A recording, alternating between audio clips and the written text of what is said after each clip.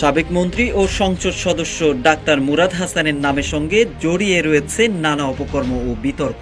আওয়ামী লীগ সরকারে মন্ত্রী হিসেবে ক্ষমতা পাওয়া এই সাবেক নেতা ধর্ম অবমাননা, হত্যাকাণ্ড, নির্যাতন, নারী কেলেঙ্কারি ইত্যাদির জন্য বেশ বিতর্কিত ছিলেন।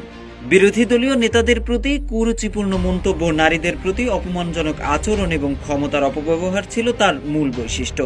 এলাকায় ত্রাস হিসেবে পরিচিত ছিলেন জামালপুর ৪ আসনের সাবেক এই সাংসদ। একটি বেসরকারি টেলিভিশনের প্রতিবেদনে জানানো হয়, ২০১৩ সালের ২৬ মার্চ স্বাধীনতা দিবসে ফুল দেওয়া নিয়ে উপজেলার আরামনগর বাজারে সংঘর্ষে বিএনপি কর্মী বেলাল হোসেনকে প্রকাশ্যে গুলি করে হত্যার অভিযোগ মুরাদ হাসানের বিরুদ্ধে। বেলালের মৃত্যুর পর পেরিয়ে গেছে ১ যুগ, কিন্তু এখনো স্বজন হারানোর ব্যথা কাটেনি তার পরিবারের। বেলালের পরিবারের দাবি, সাবেক এই এমপি পিছন থেকে গুলি করে নির্মমভাবে হত্যা করে বেলালকে। শুধু গুলি করে নয়, ২০১৪ সালের ২ ফেব্রুয়ারি ভাটারা ইউনিয়ন যুবদল নেতা সুজন খানকে পিটিয়ে ও হাত পায়ের রক কেটে হত্যা করা হয়। পরে তার মরদেহের উপর মোটরসাইকেল চালিয়ে পৈশাচিক উল্লাস করে মুরাদের সমর্থকরা। পুত্রশোকে মারা গেছেন সুজনের মা, এমনটাই দাবি পরিবারের। একইভাবে ২০১০ সালের ৪ সেপ্টেম্বর ছাত্রদল কর্মী মাসুদকে যমুনা নদীতে ফেলে হত্যা করা এবং বিএনপির ১৩ নেতাকর্মীকে হত্যা করার অভিযোগ মুরাদের বিরুদ্ধে।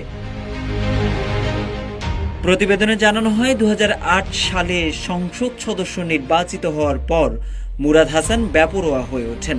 অনুসারীদের নিয়ে গড়ে তোলেন সন্ত্রাসী বাহিনী।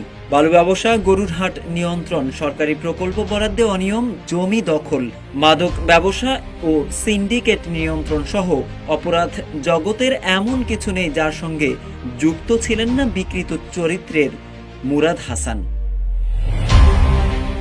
এদিকে মুরাদ হাসানের রাজনৈতিক জীবনে সবচেয়ে বড় বিতর্ক সৃষ্টি হয় চিত্রনায়িকা মাহিয়া মাহির সঙ্গে ফোনালাপ কেলেঙ্কারির পর। এর ফলে তিনি আওয়ামী লীগ থেকে বহিষ্কৃত হন এবং তার রাজনৈতিক ক্যারিয়ারের পতন হয়। সেই সময় তার নিজ দলের নেতাকর্মীরাও তার বহিষ্কারের সংবাদে আনন্দ উল্লাস করে। রাজনৈতিক ক্যারিয়ারের পতনের পর মুরাদ হাসান কানাডা পালিয়ে যেতে চান, কিন্তু বিতাড়িত হয়ে দেশে ফিরে আসতে হয় মুরাদকে। বর্তমানে আত্মগোপনে সাবেক আওয়ামী লীগ নেতা মুরাদ হাসান। তার বিরুদ্ধে রয়েছে একাধিক মামলা।